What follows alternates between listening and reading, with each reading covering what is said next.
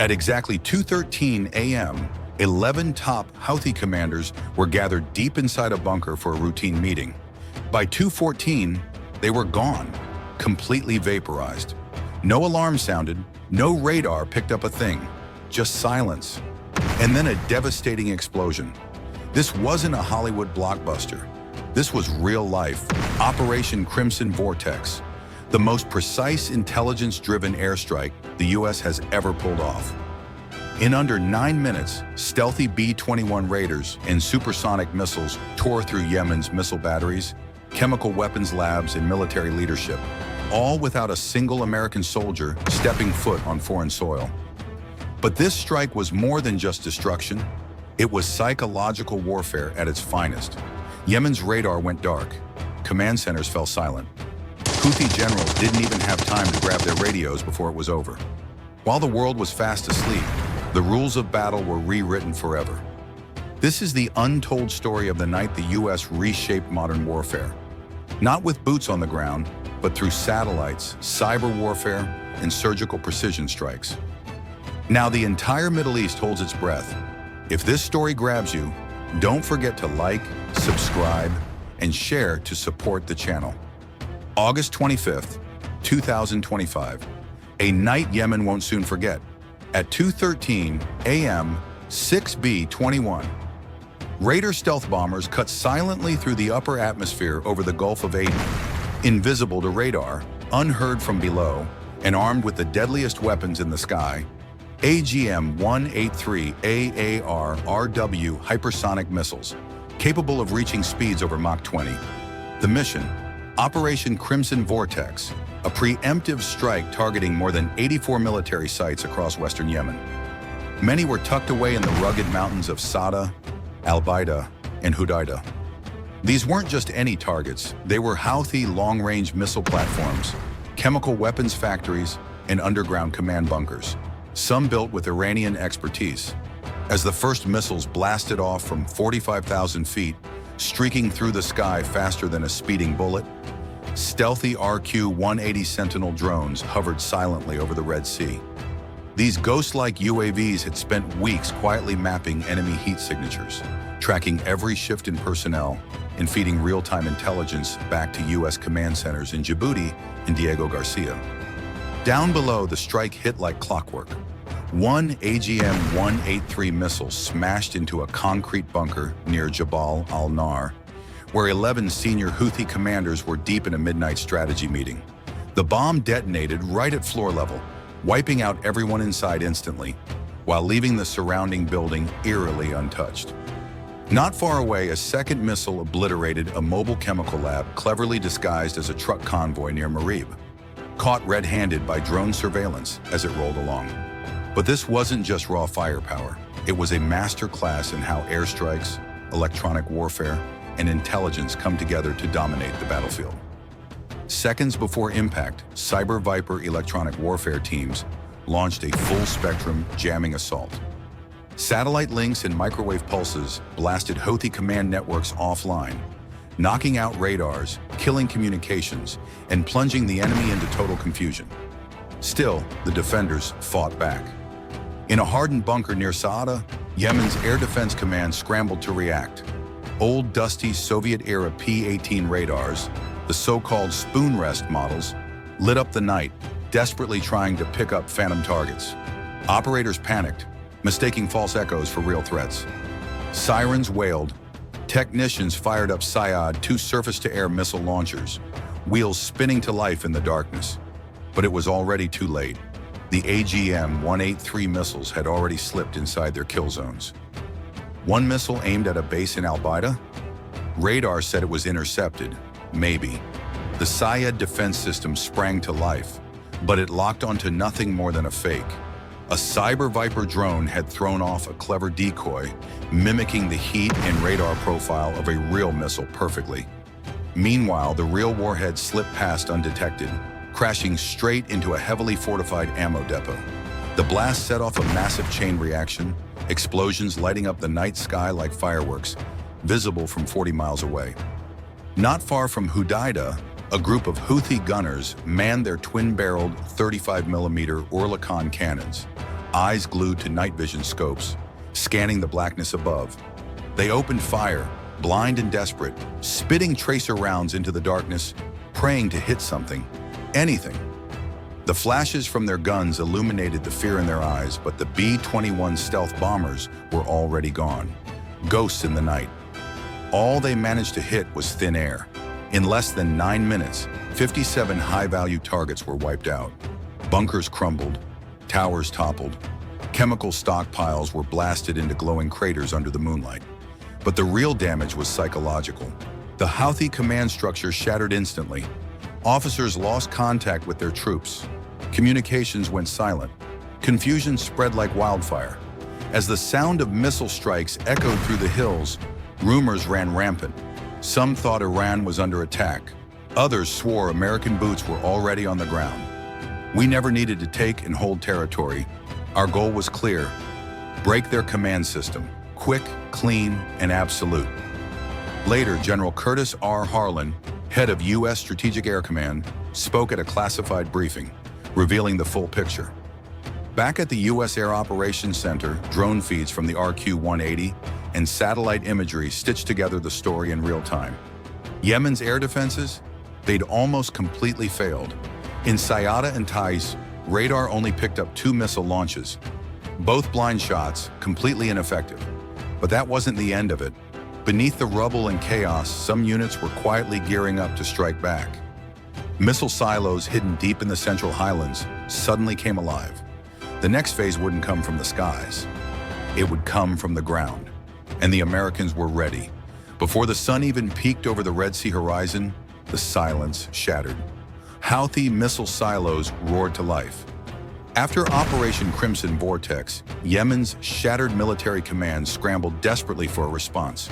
But with U.S. electronic warfare jamming every communication line, field commanders had no choice but to fall back on old contingency plans.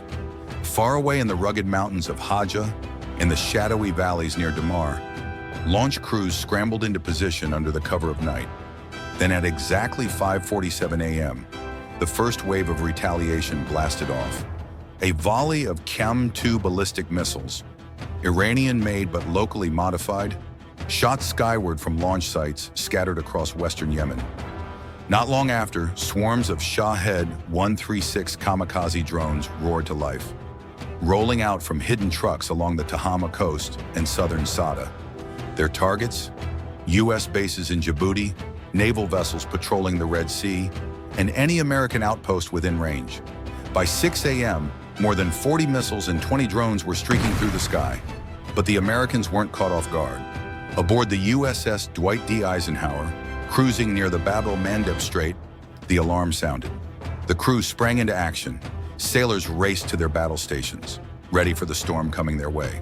The Aegis combat system, the ship's high-tech brain, sprang into action within seconds, locking onto multiple incoming threats.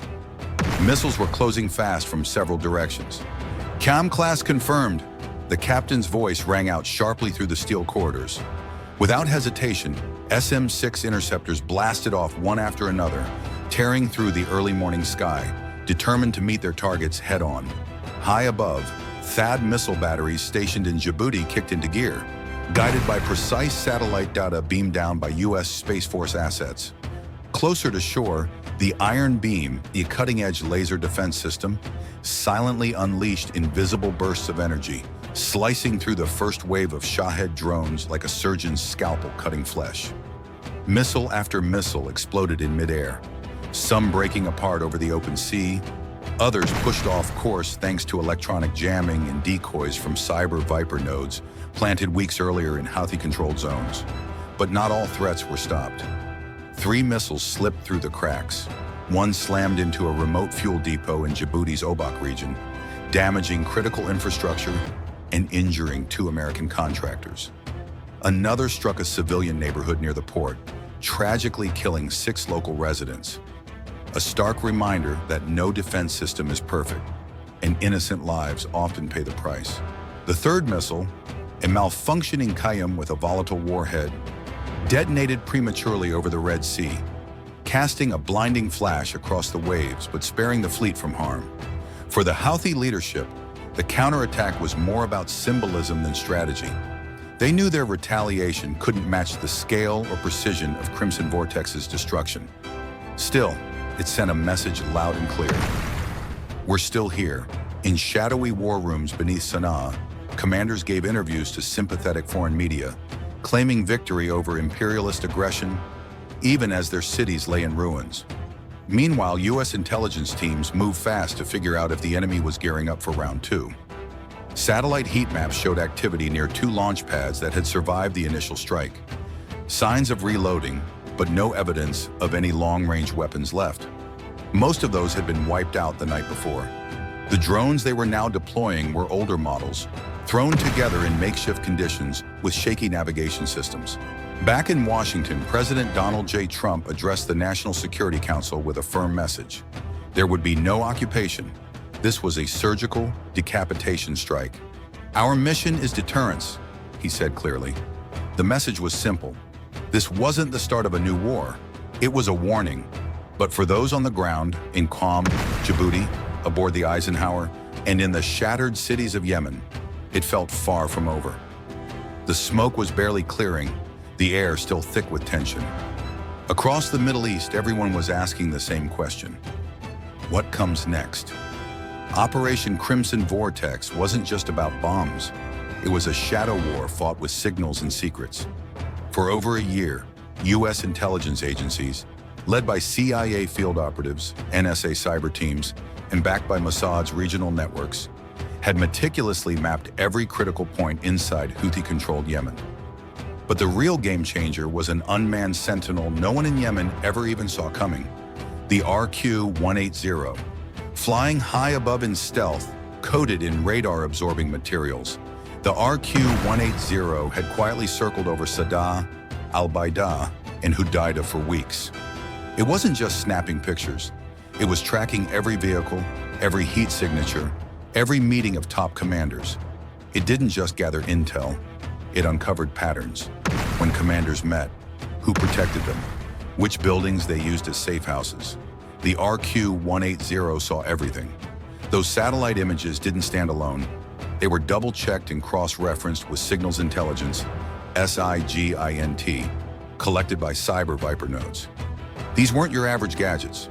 They were specialized electronic warfare devices, planted months earlier in so-called neutral zones and disguised to look like ordinary utility equipment. These nodes intercepted encrypted enemy messages, triangulated their locations, and helped build a live, real-time map tracking enemy movements and the entire command network. But raw intel wasn't enough. The final, rock-solid confirmation had to come from inside sources on the ground. By late July, a network of informants, many of them disgruntled ex-Houthi engineers and soldiers, started sending back coded audio messages, confirming exactly who was where. Some of these insiders were recruited by Mossad and Oman. Others were CIA assets embedded deep in the enemy supply chains. So when CENTCOM gave the green light to strike, it wasn't a shot in the dark. It was based on 5 independent, ironclad confirmations: satellite lock-ons, drone live feeds, intercepted signals, all lining up perfectly. Then came the silence, not hesitation. This was by design. 12 minutes before the first missile launched, cyber Viper units triggered a massive digital blackout across western Yemen. Civilian internet vanished. Military communications went dark. Radios dropped dead. Base commanders couldn't even reach their own radar operators. The enemy's most advanced air defenses suddenly went blind and deaf. By the time the first B-21 missile slammed into its target, nobody on the ground had a clue what was coming. And that was exactly how it was meant to be. The U.S. wasn't just aiming to blow up targets. It wanted to shake the very foundation of the Houthi command's confidence, to make them wonder, who leaked this? How did they know where I slept? Who can I still trust? After the strikes, the Pentagon didn't just stay silent. They released carefully selected satellite images and publicly named several high-ranking Houthi commanders who had been killed. This wasn't boasting. It was psychological warfare, a clear message not only to Yemen, but to every hostile power watching from the sidelines. We don't have to invade to destroy. All we need is the knowledge. As Yemen's fractured leadership spiraled into fear and suspicion, American analysts monitored their encrypted messages in real time. And what did they see? Not plans to rebuild or retaliate, but desperate whispers. Who betrayed us? The smoke was barely clearing over Yemen, but halfway around the world, alarm bells were already ringing in capitals everywhere. Within hours of Operation Crimson Vortex, oil markets plunged into panic. Yemen might not produce much oil itself, but it controls the western edge of a vital choke point, the Bab el-Mandeb Strait. Nearly 10% of the world's maritime oil trade passes through this narrow strategic waterway, linking the Red Sea to the Arabian Sea, and now it was under threat. Just after sunrise, a Houthi spokesman appeared on a state-controlled satellite channel from Sana'a and issued a chilling warning. Any ship helping American forces, or simply passing through our waters, will be considered a legitimate target. Empty threats? Maybe. But insurance rates for ships crossing the strait shot through the roof. Within 24 hours, oil prices surged to $128 a barrel, sending shock waves through markets from New York to Tokyo. Stock indices took a hit. The world was watching and waiting. Airlines scrambled to adjust ticket prices, and shipping companies rerouted tankers all the way around the Cape of Good Hope, adding weeks to delivery times and millions in extra costs. Behind the scenes, Washington was in full damage control mode, rushing to reassure nervous global allies. The Pentagon pushed out footage proving the U.S. Navy still had complete control over the Bab el-Mandeb Strait. The USS Eisenhower, backed by a fleet of destroyers, had established a tight defensive corridor, while the Fifth Fleet was moving additional warships toward the Gulf of Aden. But not everyone was buying it. At the United Nations, a tense, closed-door emergency session of the Security Council quickly exploded into a verbal war zone. Russia and Iran blasted the strike as blatant imperial aggression. China warned about unintended consequences, destabilizing the region further. Meanwhile, France and Germany, though concerned about the Houthis' weapons programs, called for calm, urging an immediate ceasefire and the opening of humanitarian corridors. Back in the U.S. that evening, President Donald J. Trump addressed the nation from the Oval Office. His tone was measured but firm. This operation was a necessary strike against illegal weapons of mass destruction, he declared. America acted to prevent a far greater catastrophe. The message was clear. The U.S. would not tolerate chemical weapons or long-range missiles falling into hostile hands. Across the Middle East, reactions were mixed and dangerously volatile. Iran vowed retaliation, though it kept the details vague. But the movement of Iranian ships creeping closer to the eastern mouth of the Strait of Hormuz sent fresh ripples through global energy markets. The world was bracing itself. The next move was anyone's guess. Meanwhile, Hezbollah in Lebanon and the Houthis in Yemen dropped subtle but clear hints about coordinated retaliation if U.S. strikes didn't stop. But what worried everyone even more was the humanitarian crisis unfolding on the ground. Aid groups warned that the destruction of critical infrastructure in Al-Baida and Sa'ada could cut off food, water, and medical supplies to more than 1.2 million civilians already hanging by a thread. The World Health Organization pleaded for safe zones and emergency airlifts, calls that so far went unanswered. As the day wound down, two stark realities came into focus. On the military front, the U.S. had pulled off a near-perfect strike, but diplomatically, the world was bracing for a storm. In war rooms stretching from Riyadh to Moscow, the question wasn't if there'd be a next strike, it was when. As the dust from Operation Crimson Vortex slowly settled, no one in Washington, Tehran, Sana'a, or Tel Aviv believed this crisis was close to over. The operation had redrawn the strategic map in the Middle East, but it hadn't ended the game. Now, with both sides bloodied and the whole world watching, three paths lay ahead. Path 1, de-escalation through diplomacy. The most hopeful route would see the Houthis pause their retaliation, recognizing the massive blow to their leadership and missile capabilities.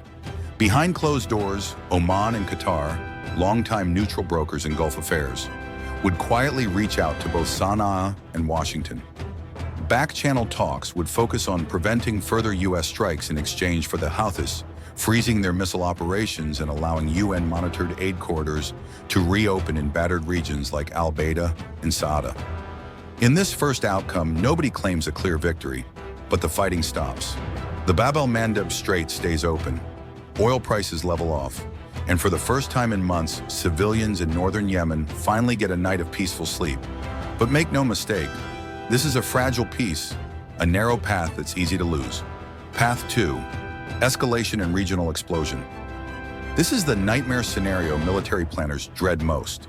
The Houthis regroup, restocked by Iranian fast boat deliveries, and fire missiles not just at U.S. forces, but at Saudi Arabia, the UAE, and even Israeli bases deep in the Negev desert.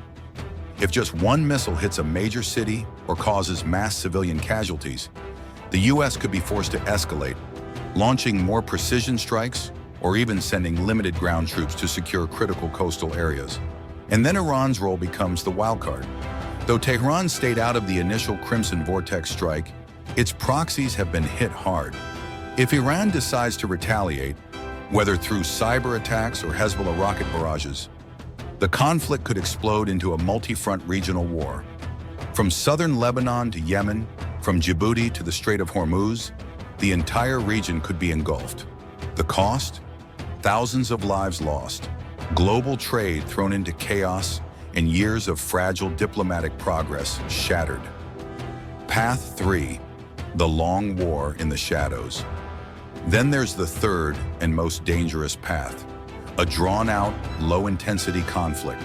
No grand counterstrike, no peace deal. Instead, months of drone skirmishes, covert sabotage, and constant missile harassment. A shadow war that drags on, wearing down both sides, leaving no clear end in sight. Civilians always pay the highest price, trapped between relentless airstrikes, crippling shortages, and the constant shadow of what might come next. For Yemen, this means another brutal cycle of war, hunger, and displacement. For the U.S., it means staying on high alert, with warships patrolling the seas, drones buzzing overhead, and troops ready to move at a moment's notice. For the world, it's living on edge. Oil prices swinging wildly, waves of refugees on the move, and geopolitical tensions simmering just beneath the surface. The United States delivered a masterclass in modern warfare, combining stealth, speed, and top-tier intelligence. But war isn't just about firepower, it's about what comes after. Now, as dawn breaks again over the Red Sea, the region stands at a critical crossroads. Three paths stretch out in the sand, but only one leads away from the flames. Operation Crimson Vortex was more than a strike. It was a message written in fire, technology, and shadows. America proved it no longer needs boots on the ground to dismantle enemy command centers. Satellites, stealth bombers, and cyber warfare took out a whole arsenal of destruction before most were even awake. But now in the quiet that follows, the question lingers. Is this surgical strike the start of lasting peace, or just the opening shot in a deeper, far more dangerous conflict? As global powers rethink their next moves, oil markets tremble and civilians brace for what's coming. The real battles may not be fought in the skies, but in secret rooms, diplomatic halls, and proxy battlegrounds scattered across the region. History tells us this: wars aren't won by missiles alone. They're won or lost by what happens after the last bomb falls.